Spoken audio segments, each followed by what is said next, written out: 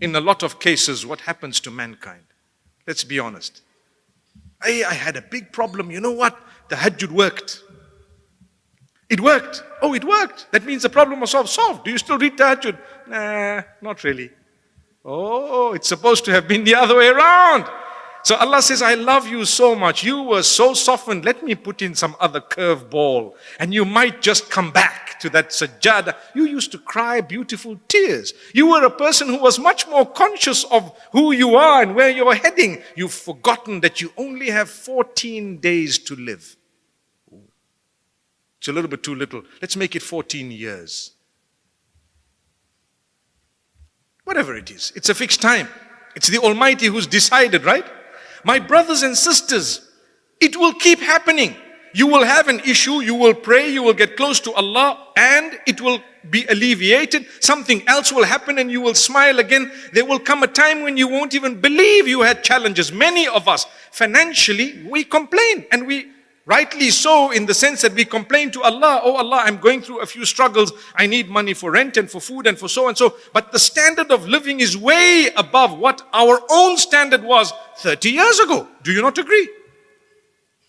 But the complaints are more. Where were you 40 years ago? Talk about it. Those who are in their 50s or 60s, where were you 30 years ago? Where were you 20 years ago? Has Allah not blessed us?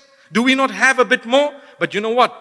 Our standard of living has perhaps, and not only that, let me be honest as well to say that the price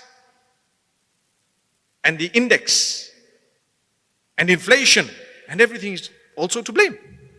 But still, generally, I think we're in a better position in many cases. Technologically, we are more advanced, so much more.